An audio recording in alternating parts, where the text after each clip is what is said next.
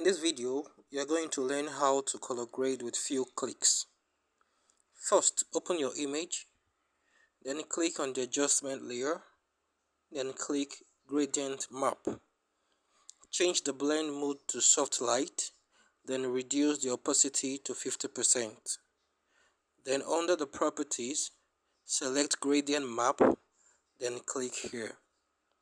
Change the gradient type to noise, leave roughness at 50%, color model at RGB, click restrict colors under the options, then click on randomize until you see what you love.